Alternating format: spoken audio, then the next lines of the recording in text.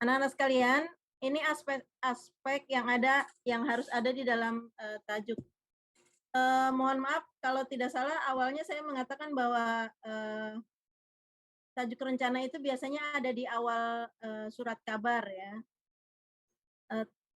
Mohon maaf, yang di awal surat kabar itu adalah headline ya, bukan tajuk. Tajuk itu biasanya adanya di halaman berikutnya, bisa di halaman kedua atau halaman ketiga. Ya, karena halaman pertama itu biasanya diisi dengan berita headline. Sementara untuk tajuk rencana sebenarnya bukan berita ya, tapi teksnya hampir seperti berita, tapi bukan berita, bukan termasuk berita. Tajuk rencana itu ya cuma isi pendapat seseorang yang minta persetujuan atau kesepakatan. Ini aspek yang harus ada, itu judul, kemarin sudah saya sebutkan judul, latar belakang masalah. Nah, latar belakang masalah itu biasanya isinya adalah isu, ya, isu-isu yang muncul di masyarakat, ya, yang diungkapkan oleh penulis. Makanya biasanya nanti kalau kita melihat tajuk rencana atau teks editorial, bisa jadi yang ditanyakan isunya apa sih, tentang apa gitu. Dengan isu itu yang menjadi latar belakang masalah, maka muncullah opini gitu ya. Seperti yang kemarin saya sebutkan tentang Formula E itu ya. Nah, kalau kita berbicara tentang penggalangan dana, bisa jadi latar belakangnya adalah tentang masalah Formula E gitu. Atau misalnya tentang penggunaan masker gitu. Kita di sini berbicara tentang disiplin penggunaan masker, sebab-sebabnya. Nah, latar belakang isu yang beredar adalah kurang disiplinnya penggunaan masker misalnya. Kalau di teks editorial itu yang disebut ide yang untuk mengembangkan fakta dan opini itu biasanya disebut isu gitu ya. Isu yang berkembang itu apa gitu. Atau bagian pokok penting yang dibicarakan di dalam teks editorial. Nah, ini bisa membicarakan tentang tokohnya. Tokoh itu misalnya gini, ini yang dibicarakan di dalam sini tuh siapa sih gitu. Atau teks opini ini ditujukannya kepada siapa gitu. Bisa ditujukan kepada pemerintah yang tokohnya disebutkan langsung, atau ya lembaga gitu ya. Atau kepada masyarakat pengguna, atau kepada instansi-instansi tertentu. Misalnya kalau kita membicarakan tentang peraturan PPKM, seringkali banyaknya pelanggaran yang dilakukan oleh masyarakat. Nah, kira-kira yang menjadi tokoh pembicaraan itu siapa? Kira-kira siapa? Halo? Apakah suara saya masih terdengar? Masih, Bu. Ya, masih. Kira-kira siapa yang menjadi pusat pembicaraan? Pemerintah sudah menyediakan fasilitas yang lengkap. Pemerintah sudah memberikan undang-undang kepada masyarakat agar dilakukan pendisiplinan penggunaan masker untuk mencegah timbulnya berbagai macam virus yang masuk di masa pandemi ini. Namun masyarakat masih saja seringkali melanggar peraturan-peraturan yang dilakukan oleh pemerintah. Kira-kira dari kalimat yang saya sampaikan tadi, pendapat itu ditujukan kepada siapa sih? Masyarakat.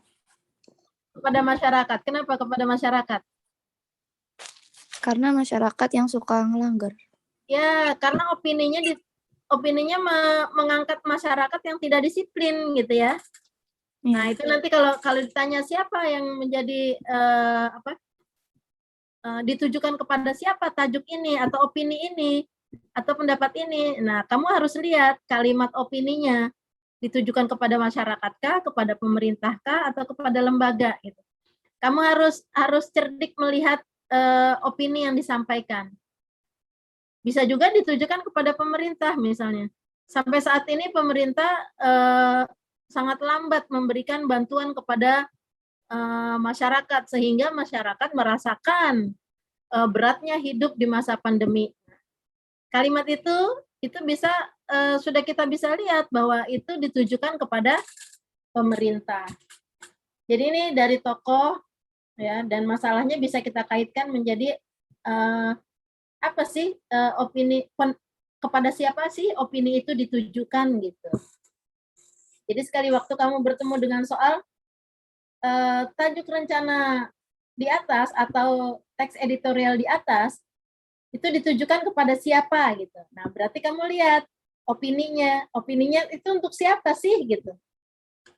Ya, bisa juga kepada polisi misalnya, bisa juga kepada pemuka agama dan sebagainya. Tergantung opini yang dituliskan. Nah, untuk ciri khas dari teks editorial itu biasanya setiap paragraf tidak selalu satu pokok pikiran. Bisa saja satu paragraf itu adalah pokok pikiran semua gitu. Kenapa? Karena dia mengungkapkan bagian-bagian yang pentingnya saja. Sehingga mungkin kalau kita mencari kalimat utama di dalam teks editorial itu agak-agak lumayan ribet, lumayan repot. Kenapa? Karena bagian-bagian penting dalam tiap paragraf itu banyak bagian-bagian penting gitu. Tidak seperti biasanya kita menyusun paragraf, satu paragraf, satu kalimat utama. Tapi kalau ini tidak. Bahkan nanti saya perlihatkan bahwa ada satu paragraf semuanya ide pokok gitu. Maksudnya pokok penting gitu. Tidak ada kalimat penjelasnya. Kemudian peristiwanya disampaikan, terus ada opini penulisnya, terus di situ juga ada solusi, ya ada solusinya. Kemudian kesimpulan, sumber berita dan anggota redaksi. Mengapa ada anggota redaksi? Karena yang menuliskan adalah redaksinya, redaktur ya, redaksi yang menerbitkan itu. Makanya ini adanya di media massa. Oke, itu ya aspek-aspek yang ada. Kemudian jenis tajuk ini ada dua, ada middle height media, ada low. Berarti ada yang menengah ke atas, ada yang menengah ke bawah. Nah, ini ciri-cirinya. Ciri yang menengah ke atas dan menengah ke bawah. Kalau tidak salah ya, PPT ini ada di bahan ajar. Tapi ini belum masuk kayaknya, ini baru saya tambahkan. Nanti saya upload ulang, insya Allah. Ya, jadi ini ciri-ciri yang middle itu yang mana gitu. Yang middle dan height yang mana, yang middle yang low mana gitu ya. Cirinya beda. Kalau di yang menengah ke atas itu biasanya bahasanya lebih sopan, lebih sederhana, lebih intelek gitu ya. Kemudian sangat hati-hati karena bisa jadi kalimat itu menyinggung orang lain, apalagi pejabat gitu ya. Terus sesuai dengan norma-norma gitu ya, norma yang berlaku. Terus sikapnya konservatif ya, sesuai dengan keadaan.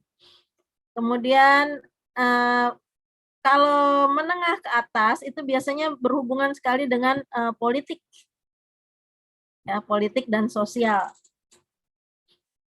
kehidupan masyarakat.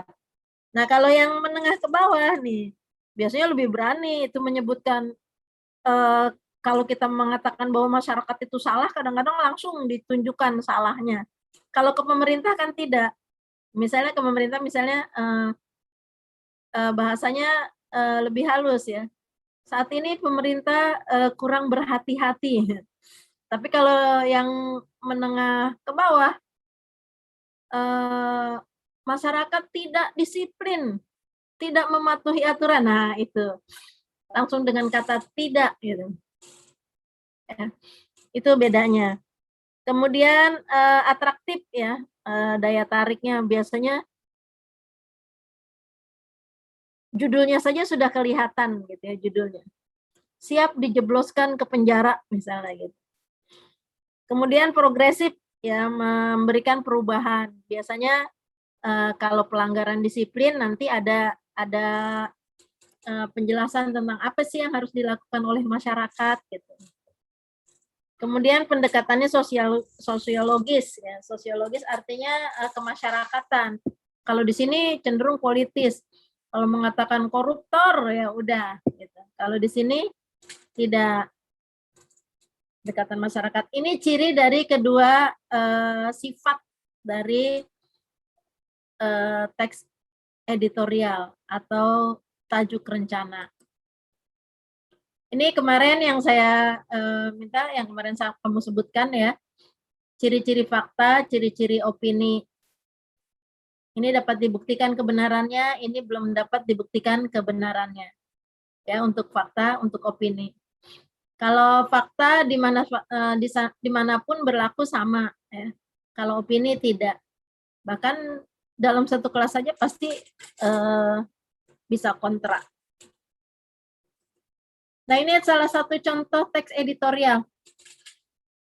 Ya, contoh teks editorial.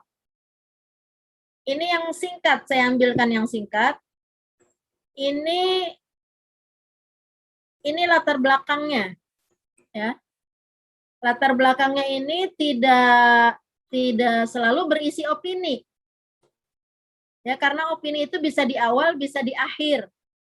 Ya, di mana bisa ditentukan. Jadi dia tidak selalu menyampaikan dalam bentuk apa ya, induktif, deduktif, tapi bisa juga induktif gitu. Jadi opininya itu ada di akhir, di penegasan ulang. Di sini disebutkan latar belakangnya. Coba kita lihat ya, jumlah tenaga medis yang meninggal selama menangani COVID-19 terus bertambah. Mereka bekerja keras melawan pandemi, mengesampingkan kepentingan pribadi demi kemanusiaan. Kematian tenaga medis disebut berkaitan dengan kebijakan pemerintah dan kepatuhan masyarakat terhadap protokol kesehatan. Kira-kira isu yang berkembangnya nih apa nih? Ayo. Isu yang berkembangnya apa?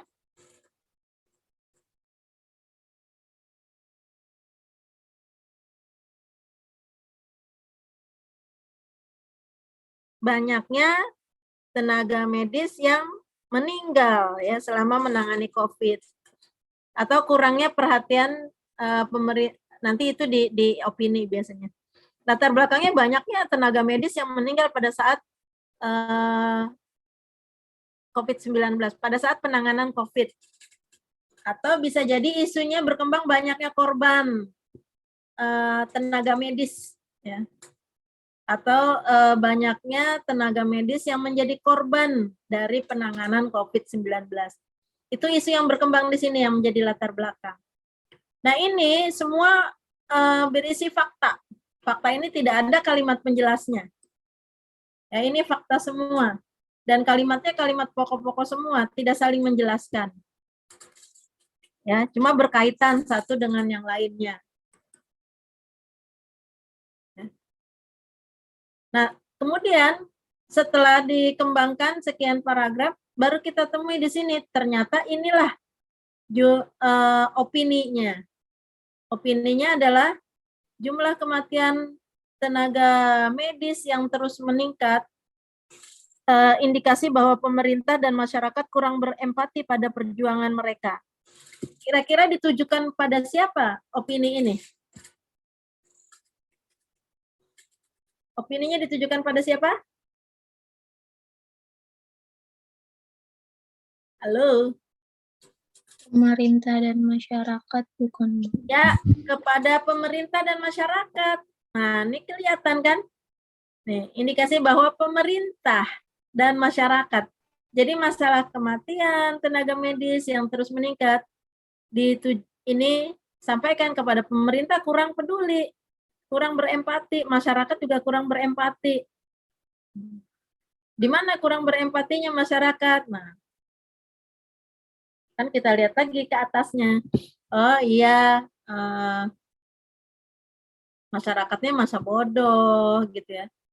Dikasih tahu juga ngelawan. Pemerintah kurang memberi fasilitas, kurang memperhatikan.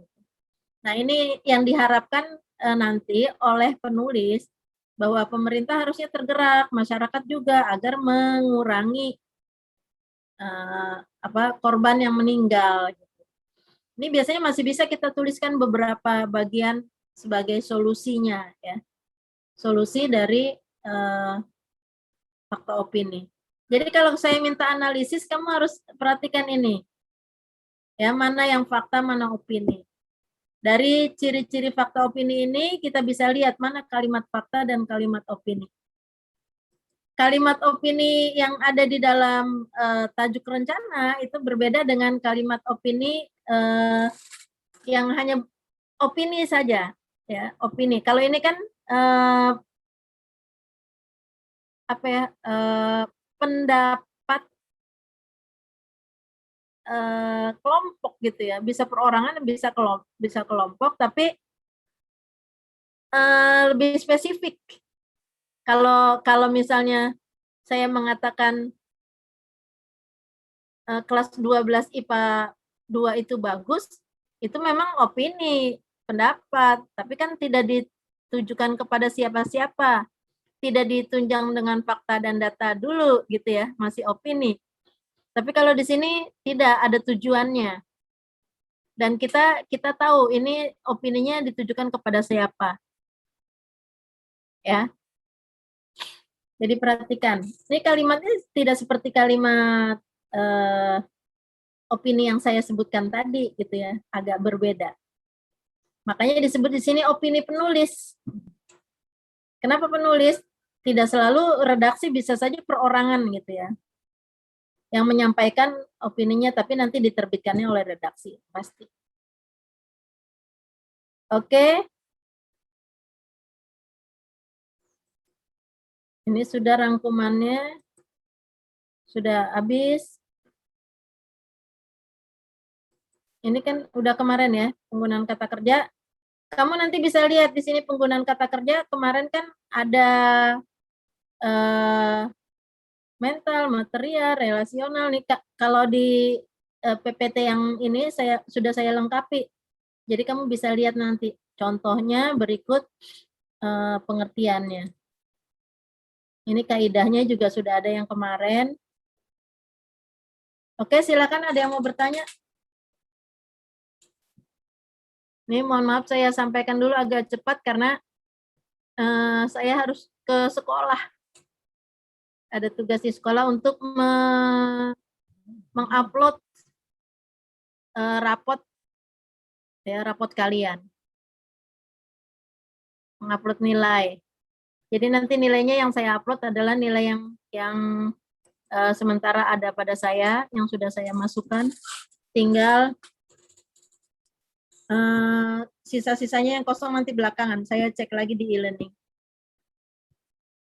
Ya, anak-anakku itu teks editorial yang mudah-mudahan bisa kamu pahami. Kalau di analisis biasanya mungkin tidak ditanyakan ditujukan kepada siapa, tapi mungkin di soal akan muncul. Silakan, saya kira sudah 3 kali pertemuan untuk teks editorial sudah cukup. Tinggal kalau kamu tidak jelas silakan bertanya. Kalau tidak bertanya berarti sudah paham. Kenapa saya akan percepat materi ini? Karena kita akan ambil materi semester 2 supaya nanti semester 2 di semester 1 kita sudah punya nilai materi semester 2. Semester 2 kita kan agak pendek ya. Pendek sekali. Oke, sebelum habis kita ini dulu absen dulu. Absen. Tanggal 26. 27 ya. Ya. 35, Bu. 3. 5. 2. 33 Sabili. 32 Regina. Sabili udah tahu tadi yang saya sebutkan nilainya? Bu, 16, Bu. Ego. 2 Bu sama Triana Zami. Rehan. 31 Bu Raisa. Bu, saya dulu, Bu. 16. Kenapa sih harus dulu? Oh, enggak apa-apa. Takutnya enggak ada. Ya, udah. 29. 29. 31 Bu. 2 udah belum? 26, Bu. 26. 26, Bu. 31 Bu. 2 sudah 2. 36, Bu. 31. 36. 5 Bu, 5. 5.